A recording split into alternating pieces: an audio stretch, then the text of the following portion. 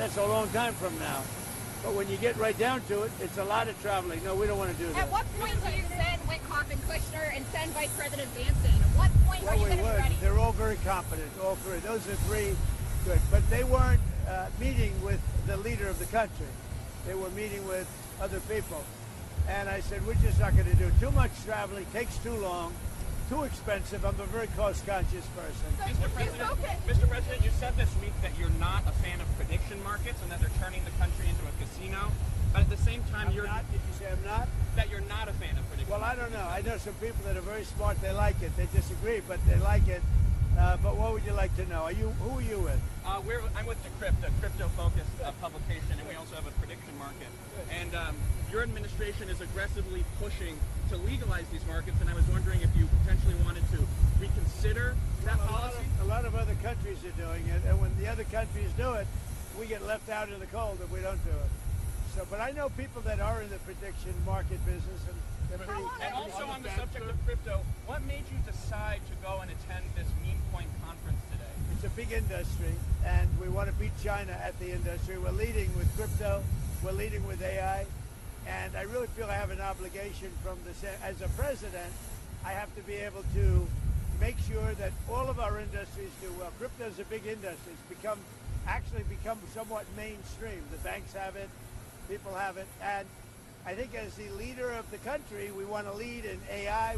And we're leading China by a lot in AI, and we're also leading in crypto. Do you agree with the decision by Janine Pirro to drop the investigation into Jerome Powell? Well, I want to find out. It's not dropped. They're looking into the whole thing about the Referring to the IG. What I want to look at, with the IG.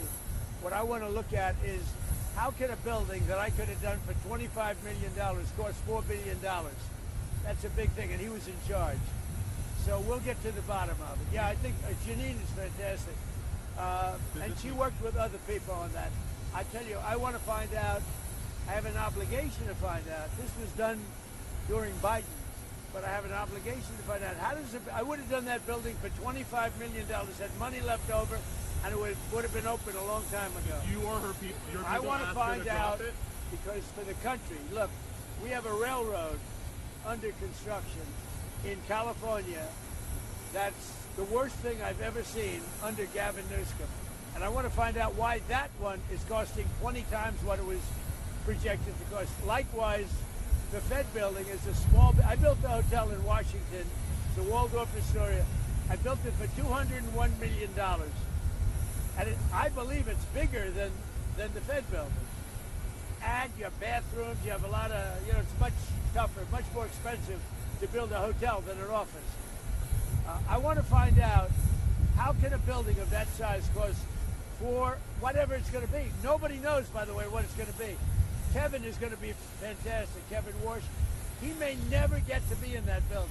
Is it smooth sailing for him now? Will Tillis drop his block? I would imagine it's smooth, but whether it is or not, somebody has to find out why that building that should have cost $25 million is costing billions of dollars. What else? And you know why they have to find it out? For other buildings, because that's not the only one. I think that's the most egregious example. What else? Ron, as you're figuring out who is in charge, if the hardliners or IRGC-aligned leaders have greater power in Iran, can the U.S. make a deal with those factors? Whoever's running the show. Are we communicating I'll deal with whoever runs the show. They don't know. They are fighting with each other. There's tremendous infighting. They're probably fighting for leadership. In many cases, I think they're fighting not to be the leader because we knocked out 2 levels of leaders. But I'll deal with whoever we have to. But there's no reason to wait 2 days, have people traveling for 16, 17 hours. And we're not doing it that way. We'll do it. When they want, they can call me. We have all the cards. We've won everything. We have all the cards. Yesterday you said to Reuters that we're dealing with who is in charge now. What changed from yesterday to today? Nothing. It's just that they gave us a paper that should have been better.